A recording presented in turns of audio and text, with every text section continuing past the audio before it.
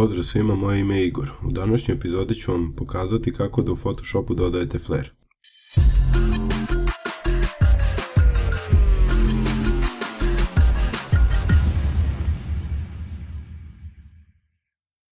Iako se flare tradicionalno smatra kao nedostatak na fotografiji i proizvođači fotoopreme se trude da što bolje spreče pojavu istog, na nekim tipovima fotografija može lepo da izgleda.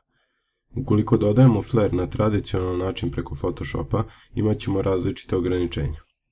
Ako otvorimo prazan layer i probamo da dodamo flare, to nije moguće. Kao što vidite, otići ćemo na filter, na render i lens flare.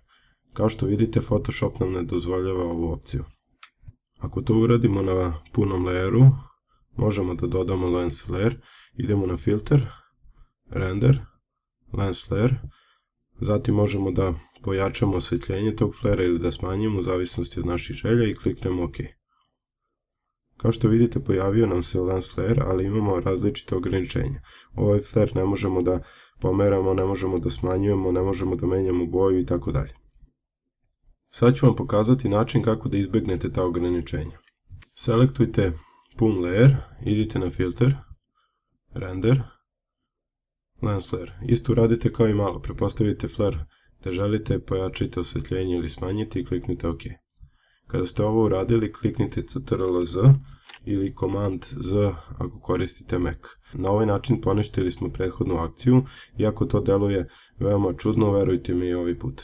Kada to uradite, otvorite novi prazan layer. Sada ovaj layer treba da popunimo sa crnom bojom. To možemo da uradimo tako što ćemo u foreground coloru da izaberemo crnu, znači ovde mora da bude crna boja i kliknite Alt Delete. Kada ste to uradili, idite na filter i izaberite lens flare koji vam se ovde pojavljuje. Znači nećemo ponovo ići na render, pa iz početka sve raditi, nego nam Photoshop daje da iskoristimo prethodnu akciju koju smo uradili. Kliknite na ovo i pojavit će vam se lens flare. Problem koji sada imamo jeste ova crna boja. Da bi to rešili, idite na blending mode i promenite u blending mode screen. Na taj način ostaje nam samo flare i imamo originalnu fotografiju.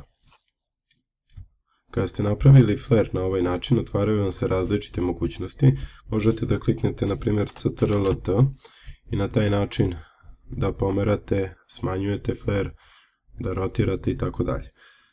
Također, ukoliko želite da promenite boju, možete da kliknete Ctrl+U i otvorit će vam se Hue Saturation Adjustment Layer i na taj način možete da menjate boju flare-a.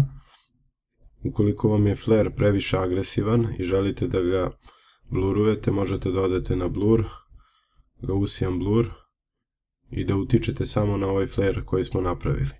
Također uvek možete da smanjite opacity ili možete da otvorite masku i četkicom da uklonite delove flare-a koji smatrate da su višak.